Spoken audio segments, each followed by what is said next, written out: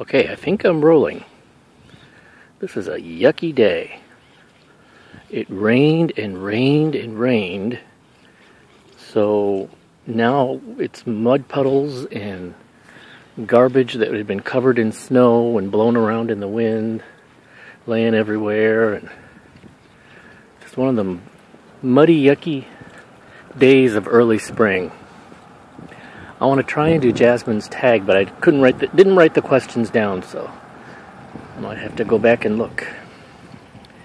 Jaspook wants to know, are we perfectionist?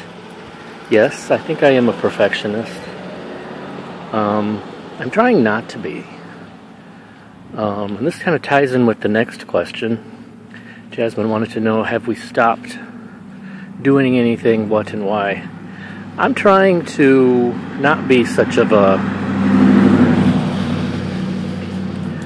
perfectionist, uptight, worrisome person, and I'm trying to be more chill, trying to be more in the moment. Or one of the new buzzwords is called mindfulness. I'm trying to just not be as worrisome, as strict, and trying to slow down and smell the flowers, the roses.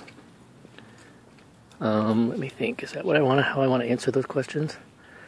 Yes, I am a perfectionist, and I'm trying not to be. I see somebody coming over there. Jaspook wants to know. I remember the last question is something about, have you closed your book on your life or yourself or something? Definitely not. I still feel like I have tons to learn, always. And I feel like somehow I probably have lots to teach. And I think that's true of every one of us, whether you realize it or not. So no, I don't think anybody's book is closed, unless you purposely do it, give up on yourself, and decide to live as a hermit.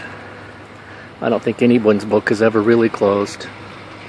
I think you have things to learn and things to teach to the day you die, because only you have experienced the things that you've experienced in the dosages you've experienced it, and that gives you a unique perspective that only you have. And there's wisdom in there that you can give to someone else going through similar circumstances. Okie doke. What are some of the other questions? What do you think about people who cheat? It depends. If we're playing a game and the other person is cheating, then I'm upset. If it's me cheating, then it's fun. No, I don't like to cheat. I don't think it's fun to cheat. I'm basically a very honest person, and whenever anybody does something like that, I tend to get irritated. But that's one of the things I want to stop. Not that I think it's okay to give people a pass to cheat, but it's how you let it affect you. And I don't want to let other people's bad behavior affect me in an adverse way. Does that make sense? Now, isn't there a third question I'm forgetting? Gonna have to go and look. Oh, it was something about how do you feel when things go wrong or something like that? It depends. If I'm just starting a task and like the first thing goes wrong, part of me is okay with it. It's like, oh, okay, well, I'll try it again. If something keeps going wrong, or like a whole string of things going wrong, then I get pissed. A skit by Carol Burnett came to mind. Carol Burnett tried to have a new version of her old show. I think it was in the 90s, and it didn't take. It failed. But there was one skit that I saw that she did on that show that was really very funny, and it was reminiscent of the old Carol Burnett show skits. She was this very happy Pollyanna housewife who is trying to plan a dinner party or something. And everything she was trying to plan was going wrong one by one. And at first she was like, oh, okay, I can deal with that. But then by the time like the 6th or 7th thing was going wrong, one of the last things that went wrong was she wanted to serve leg of lamb at the party. And by accident, the butcher sent over ankles of lamb. By that time, she had it. And of course, Carol Burnett, as only Carol Burnett can with her Carol Burnett voice, ankles?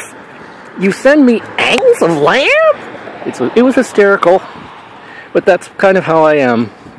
I start off very Pollyanna-ish, and everything's okay. But if things keep going wrong, I have an ankles of lamb moment. Okay, I think I remembered all 5 questions. So, everything's going pretty good. I'm finally starting to take Christmas down. My father is the type that he likes Christmas left up long as possible. It started with his family used to leave it all up to, I don't know, is it 12th night or is it Epiphany, or it's one of those religious holidays that happens after Christmas. And traditionally that's when people used to keep their decorations up until. He likes to stick to that.